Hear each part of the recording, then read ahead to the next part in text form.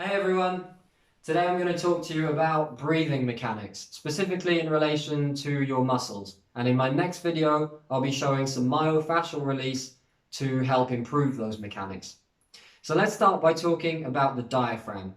The diaphragm is a muscle in your thorax that helps you with breathing. It's both voluntary and involuntary, which means that you can move it voluntarily, but also it doesn't require your brain's permission in order to do its thing. Technically speaking, all skeletal muscles are also involuntary because you don't actually use your brain or make a conscious decision when you pull your burning hand off a hot pan. But reflexes aside, the diaphragm is still pretty special in that sense. It continuously does its thing even when you're completely unconscious. And that's pretty handy because it's your primary muscle of respiration, or at least it should be. When the diaphragm does its thing, it expands the abdomen by moving the lower ribs in an outward and upward direction. And then what happens is a mild expansion in the chest and shoulders as well. So that's the order that your breathing should be in, from the bottom up, not from the top down. It's very common for people to develop faulty breathing patterns, which means an over-reliance on different muscles to do those movements. Now, those patterns have been shown to affect the whole body. They can make you feel tired, they can affect your mood, your metabolism, they can give you low back pain, and they've also been found to contribute to anxiety and depression. So what are these secondary muscles? First off, when you breathe in, you can also use the scalenes in your neck, or your sternocleidomastoid, which is this one here, or your pectoralis minor, or your serratus anterior, which kind of looks like a bunch of bananas coming out of your armpit. Those all help you to breathe in by lifting the ribs up because they're all attached to the ribs in some place. Muscles for exhalation include your internal and external obliques, your superficial abdominal muscles. Now think about when you're really out of breath, or you've just been for a run, and you're really pushing the air out by contracting your abdomen. So why does an over-reliance on these muscles occur? Well, there are loads of reasons. It could be medical reasons, you could have a weak core or a weak diaphragm, or postural considerations as well. There are lots of reasons, and a big one is emotional stress. Now, the stress response is really important. It's really useful to us. We developed it evolutionarily to be able to do fight or flight. So run away from a wild beast or stand up to that beast and put it in its place.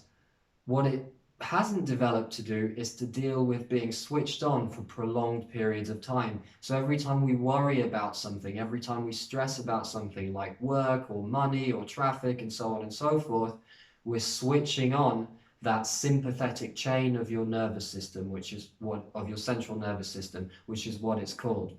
And it's not used to that, and we're in that state quite a lot, and that can lead to the adoption of faulty breathing patterns.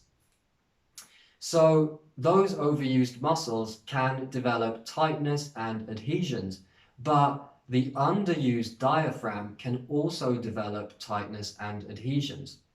And I want us to think about that for a second, because the diaphragm forms a very clear border between your internal organs in your chest and the internal organs in your abdomen. So think about all the nerves and blood vessels and lymphatics that have to travel to and from the abdomen, and they have to go through or around the diaphragm. So if the diaphragm is tight, that can affect the natural flow of things like venous blood back to the heart and so on and so forth. So you really want to keep your diaphragm nice and healthy.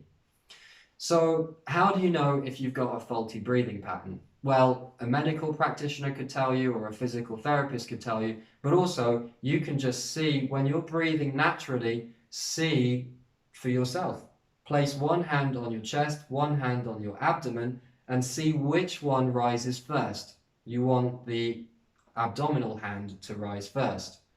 And also, where is most of the movement coming from? Because you want that expansion to really be happening in the abdomen mainly, because that means that the air is filling the lungs and really getting into the lower lobes of the lungs, which are actually bigger than the upper lobes. So you can do that yourself at home. And then if that's not the case, then you have a faulty breathing pattern, which you can look at how to remedy. There are lots and lots of breathing exercises. I won't go into those myself because I'm no expert, but there are plenty of things for you to look into. I'm sure you've heard of Wim Hof, the Iceman. There are other lesser known ones. One which I recommend personally is Buteyko. So Buteyko breathing is an excellent one, Buteyko.